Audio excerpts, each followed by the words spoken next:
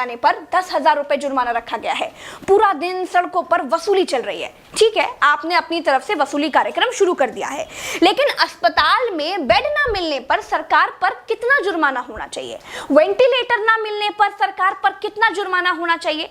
Corona test ना होने पर सरकार पर कितना जुर्माना होना चाहिए? शमशान में मुर्दा जलाने के लिए लकड़ियां ना होने पर सरकार पर कितना जुर्माना होना चाहिए? शमशानों में दिन दिन भर मुर्दा जलाने की वेटिंग के लिए सरकार पर कितना जुर्माना होना चाहिए? जितने मंत्री और ये मुख्यमंत्रियों ने बंगाल से कोरोना लाकर फैलाया है, उन पर कितना जुर्माना होना चाहिए? बंगाल में बिना मास्क महीने भर से घूम रहे नेताओं पर पर डे के हिसाब से कितना जुर्माना होना चाहिए? क्या सरकारों की कोई जवाबदेही बची है देश में? क्या सरकारों से सवाल पूछने वाला बचा है कोई देश में?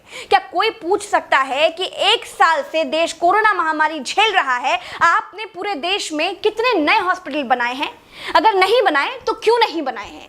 क्या कोरोना आपदा में घिरे देश को 1000 करोड़ के नए संसद भवन की जरूरत थी? क्या देश को 300 करोड़ के नए बीजेपी दफ्तर की जरूरत थी? क्या देश को तत्काल 1100 करोड़ के राम मंदिर की आवश्यकता थी?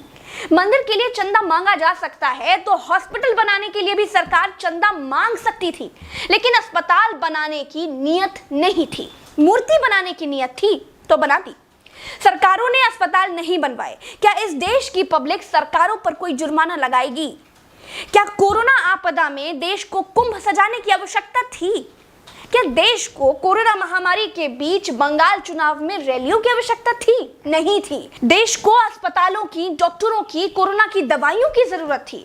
कुछ दवाइयां बनाई भी तो वाहवाही के चक्कर में विदेश भेज दी। आधे अधूरे टीकाकरण में देश अभी अटका हुआ है। और ये कैसा टीका बनाया है जिसे लगाने के बाद भी कोरोना हुआ जा रहा है? क्या कोई सवाल पूछेगा? चीन ने कोरोना को फैलाया और पूरी तरह से कंट्रोल कर लिया, अपनी जीडीपी में रिकॉर्ड बढ़ोतरी कर ली। चीन से सब कुछ तो ले ही लिया है, सीख भी ले लो।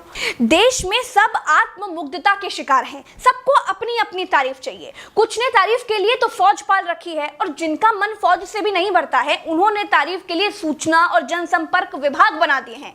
गाते रहिएगा ना, जनता का बैंड तो ऑटोमेटिक बज ही रहा है। जिनके अगल बगल से कोरोना से लाशें नहीं उठी है ना, वो मेरी बात को नहीं समझ पाएंगे। जो कोरोना की पीड़ा से गुजरे हैं, जिन्होंने कोरोना से मरे हुए लोगों को शमशान में जलते देखा है, जिन्होंने कतार में लंबी लाशें देखी हैं, वो जान जाएंगे कि मैं क्या कह रही हूं और क्यों कह रही हूं। चलते हैं। राम राम, जय हिंद, दुआ सलाम।